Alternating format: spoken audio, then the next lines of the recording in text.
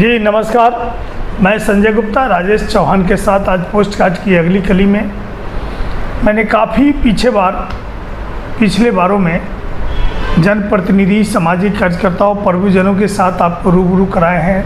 Podcast के माध्यम में उनके जीवन चर्चा पर हम आप लोग को विस्तार से दिखाए हैं, उनके सुने हैं। आज मैं एक ऐसे शख्स से मिलाने जा रहा हूँ जो कहते हैं कि शिक्षा के क्षेत्र अगर नहीं हो, शिक्षक नहीं हो तब अधूरा है। ज्ञानदाता बोलते हैं उनको।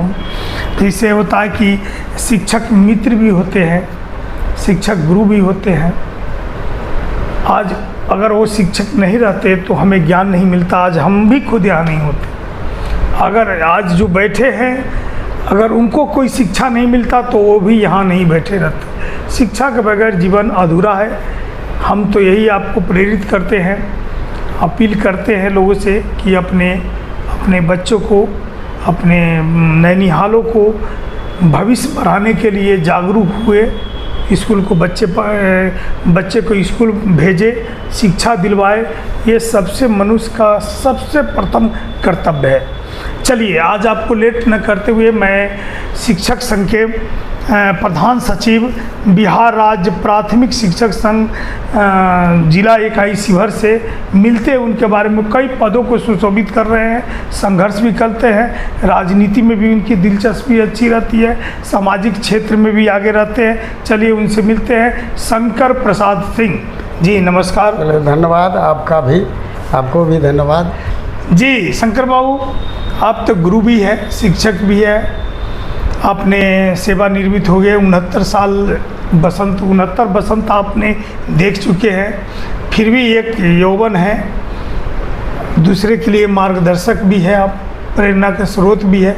आप अपना जीवन का परिचय दीजिए अपने हमारे पॉडकास्टों को।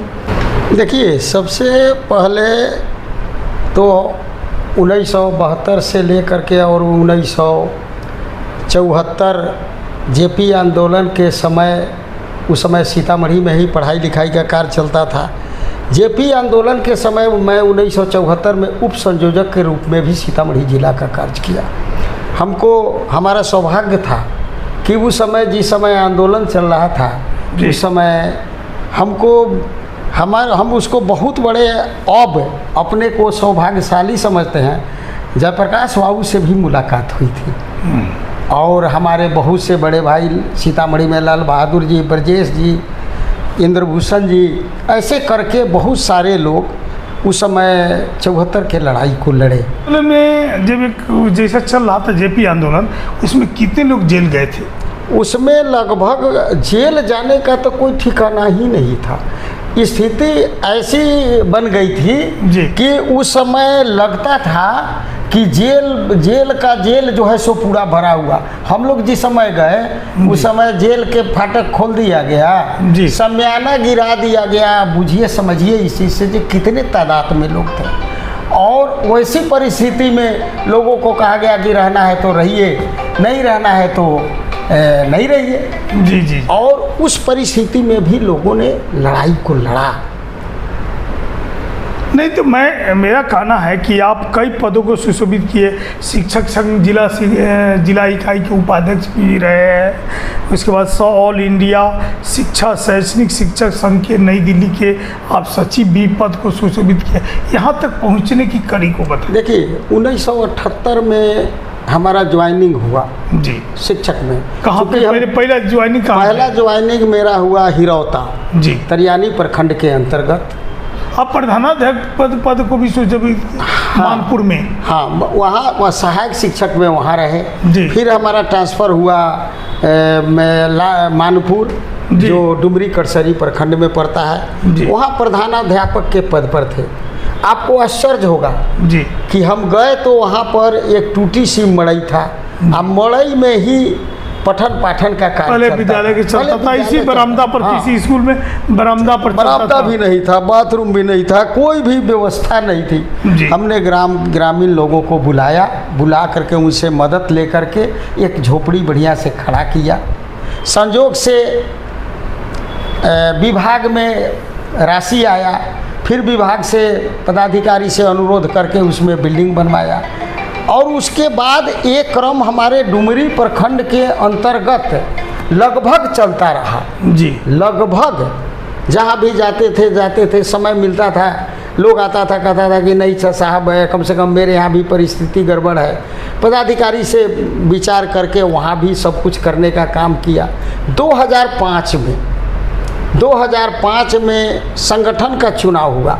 हमको सच्चाई है कि हम कोई संगठन से कोई बहुत बड़ा शिक्षक से अपना जुड़े हुए थे, शिक्षक से जुड़े हुए थे, उसे मतलब नहीं था। लेकिन टीचर लोगों का डिमांड हुआ कि आप कम से कम रहिएगा, जो ये विकास का काम सब जगह घूम करके विद्यालय में हम लोग को भी बताने का काम किया, तो हम लोग को भी अच्छा लगा, आप रहिएगा तो बढ़िया रहेगा।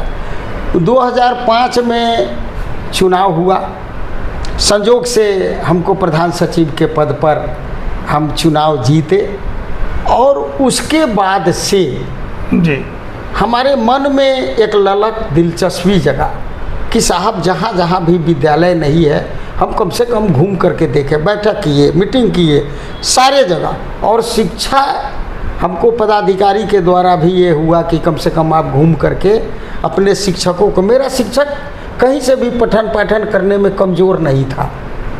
कमी एक इतनी ही थी कि चूँकि विभाग का निर्देश था विद्यालय में रहना, तो संजोग से ये हुआ कि भाई इतना न इतना समय आपको दिया जा रहा है शिक्षकों को। ग्रामीण के विद्यालय आवर में ग्रामीण से भेंट कर करके छात्र छात्राओं को विद्यालय में लाना। तो आप लगता है कि आप कितने बच्चे लाए हैं? आप हम लाए होंगे, हम जब पढ़ने के लिए प्रेरित किए होंगे। हम प्रेरित करने के मामला में अगर सही माने में सोचिएगा तो लगभग हम 6 से 7 हज़ार बच्चे को विद्यालय में ही करवाए जी। जो वहाँ से जिनके गार्जियंस नहीं समझने वाले थे समझाए। सबसे बड़ी बात है कि आज के दिन में या उस समय भी। अच्छा, ये बताइए, वो तो ठीक है, अभी शिक्षकों की मूलभूत समस्या क्या है? हाँ, ये तो बहुत बड़ी बात आपने कहा है। आज के दिन में अगर सही पूछिएगा, हम ये नहीं सरकार को भी दोष नहीं दे रहे हैं, चूँकि लालू जी के समय में 1500 से मेरा शिक्षक स्टार्ट किया था, हमारी बहाली हुई थी 675 रुपये पर। जी जी। हमारे पिता सेवानिवृत्त कितना पर हुए थे? सेवानिवृत्त हम हुए लगभग 1,05,000 पर। जी जी। और हमारे पिताजी जो शिक्षा विभाग में आए, वो टीचर में उनकी बहाली हुई 50 रुपये पर। कहने का मतलब कि समय के हिसाब, समय की मांग के हिसाब। आज के दिन में सबसे बड़ी जो सरकार से भी हम आप लोग के माध्यम से डिमांड भी करेंगे, हम ये नहीं कह रहे हैं 1500 से आज 35,000 40,000 ये दिया हुआ निश्चित रूप से नीतीश सरकार की, इसमें सरकार की कहीं से कोई कोताही नहीं है। लेकिन फिर भी संघर्ष करते हैं। एक कोताही है जी, जिस चीज़ को समझना बहुत ज़रूरी है, और वह क्या है, मान गए अभी आप हमसे समय ले रहे हैं, हमारा समय हुआ 6:30 से लेकर के ठीक है मॉर्निंग क्लास हुआ, उसके बाद लगातार 10:30 से 9:30 में विद्यालय आना है, 4:30 तक सारा व्यवस्थित करना है। हमको कार्य करने के लिए हर्ज नहीं है। हमसे जो गैर शिक्षकीय कार्य जो लिया जाता है, चाहे वो मध्याह्न भोजन से संबंधित हो, चाहे पशुगणना से संबंधित हो, चाहे जनगणना से संबंधित हो, चाहे परीक्षा से संबंधित हो, हमको हमारे माथे पर इतना बोझ लाद दिया गया है कि हमारा शिक्षक चाह करके भी उस कार्य को नहीं कर पाता है, और हमारा शिक्षक कहीं से अयोग्य नहीं है, सब योग्य है। सरकार को कुछ सुधार करने की जरूरत है। समय समय पर मान गए उसको स्थानांतरण करना है। अब सपोज कीजिए, अब अंतर जिला, अब वहाँ कोई यूपी से आया है, किशनगंज से आया है, कोई कहीं से आया है, बहुत दूर दूर से आया है, खास करके महिला लोग जो हैं, हमारे पुरुष भी हैं। स्थानांतरण हमारा अधिकार है। आप इस अधिकार को अगर छीन लेंगे, समय पर उसका स्थानांतरण नहीं होगा, समय पर प्रमोशन नहीं होगा, समय पर उसको वेतन नहीं मिलेगा। आज जानते हैं 4-4 महीना 5-5 महीना वेतन के लिए हो जाता है शिक्षकों को, फिर भी पेट बांध करके पेट पर अपना। तो कभी कभी तो ऐसा हुआ है इस बीच में, आपको हंसी लगेगा कि दुकानदार को हमको जाकर के कहना पड़ता था कि भैया कम से कम इसको राशन जो आया है बाहर से लोग, इसको राशन दो।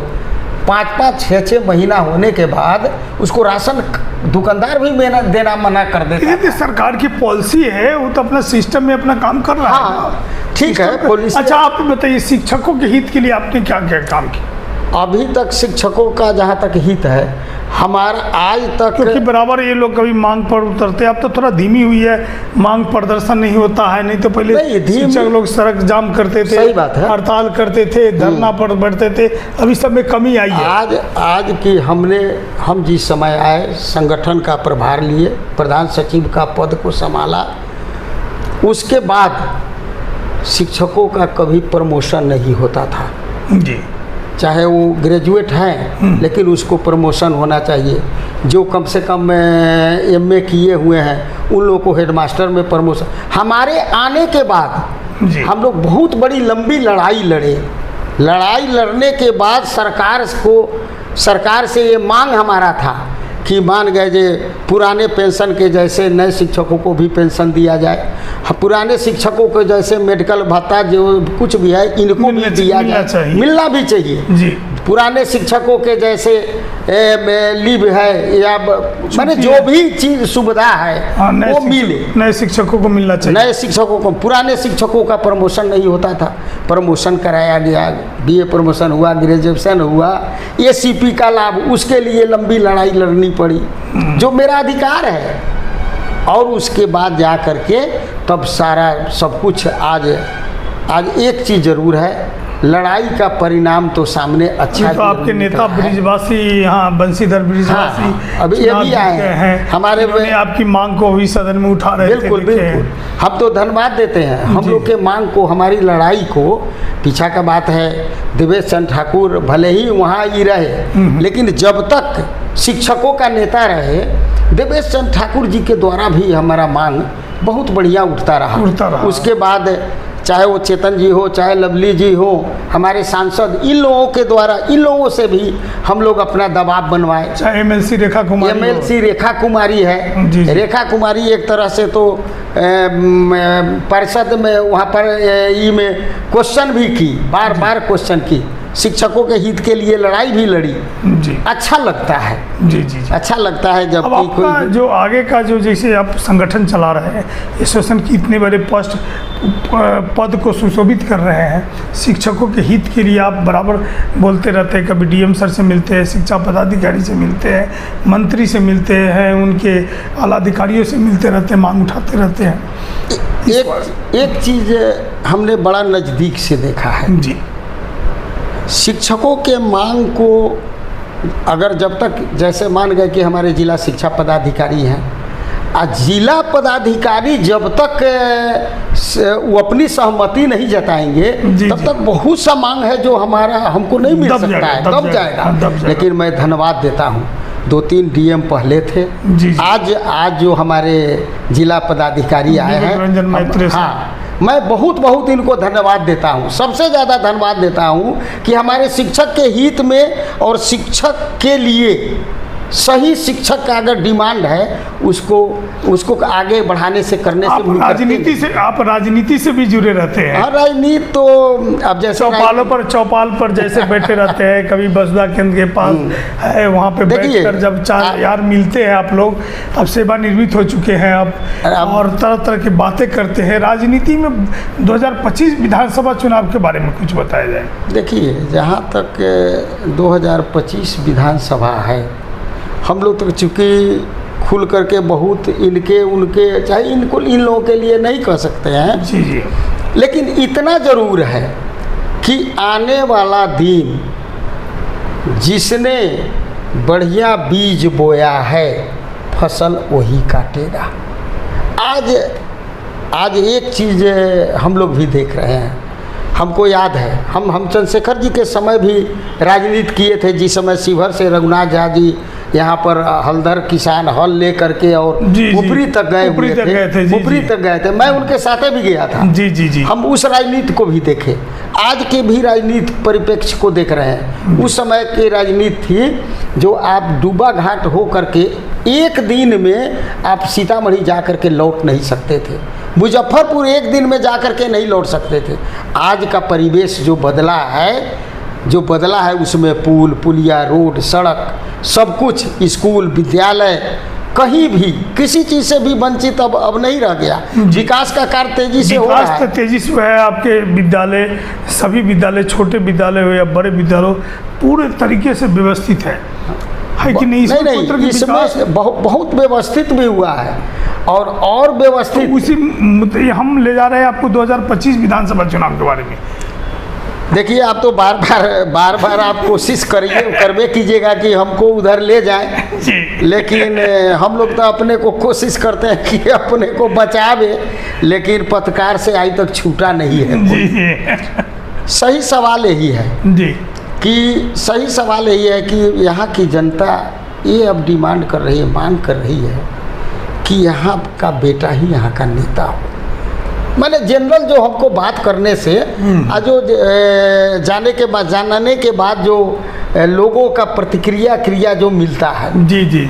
अब तो रही बात उन लोग बड़े जो पार्टी के व्यवस्थापक हैं उनके द्वारा टिकट किसको दिया जाता है, लेकिन इतना जरूर है कि शिवर का बेटा ही नेता बनेगा। हाँ, नेता तो निश्चित रूप से बनेगा, बनना भी चाहिए। और आज का नहीं, मेरा प्रश्न ये है कि आप राजनीति से भी इंटरेस्ट लेते हैं, जैसे आपकी पकड़ है, अच्छे बुद्धिजीवियों के साथ आपकी उठक बैठक होती रहती है, राजनेताओं के साथ आपका संपर्क है, बैठते हैं, विचार विमर्श करते हैं, तो क्या लगता है इस बार विधानसभा चुनाव में किसकी नैया? एनडीए गठबंधन, महागठबंधन, निर्दलीय प्रत्याशी, कुछ? देखिए, बने हुए में रहे तो ज़्यादा बेटर है, बनते हुए रहने में लेकिन इतना जरूर है जी, इतना जरूर है कि जो अच्छा कार्य किया है बेनिफिट उसको मिलेगा। दूसरी बात रही, आज के दिन में अब वो पहले का समय नहीं रह गया कि नेता लोग घर बैठे नेतागिरी कर रहे हैं और एक बार कूद करके आए और चुनाव जीते चले गए। वो अब समय नहीं रह गया। अब लोग, अब जनता भी बहुत होशियार हो गई है। अब जनता को चाहिए कार्य, जनता को चाहिए विकास, जनता को चाहिए अब एक बात और है, मैं तो किसान का भी बेटा हूँ जी। आज किसान की जो स्थिति बनी है, आज गेहूं का फसल लगाया, बारिश हो गई, बारिश होने से गेहूं का फसल बर्बाद हो गया, कुदरती देना। लेकिन सरकार डीएम सर तो बोले हैं ना, डीएम साहब बोले हैं कि इसकी जांच कर फसल अनुदान दिया जाएगा, होना भी चाहिए। और नेता का काम है नेतृत्व, जनता के बीच में रहना। जनता के बीच अब जो रहेगा वही विधायक बनेगा। और खास करके जनमानस को देख रहे हैं, अब बाहरी को बुला करके कब तक ढोवाइएगा? ये तो बेलसंड के जैसे शिवर भी हो गया।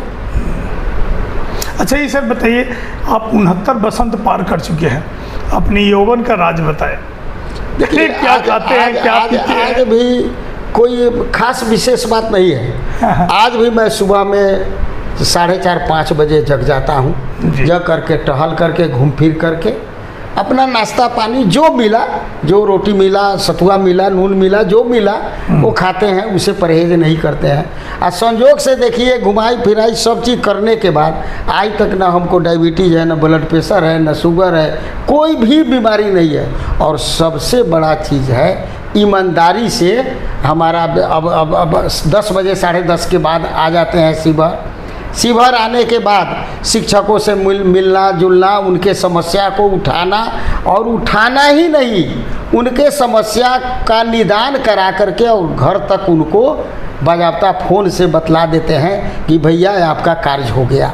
तो जनमानस, जनता और शिक्षकों में मिलन जुलन जब रहेगा जी, तो आना जाना रहेगा, आवागमन रहेगा, तब व्यवस्थित निश्चित रूप से व्यवस्थित व स्वस्थ रहेंगे। जैसे हेल्थ इज वेल्थ है। चलिए, आप सुन रहे थे आज हमारे शिक्षक बुद्धिजीवियों प्रकोष्ठ के माने समाजसेवी, इन्होंने स्पष्ट कहा कि 69 बसंत हमने पार कर चुका है, खाने पीने एकदम शुद्ध, घूमना कोई बीमारी भी नहीं है।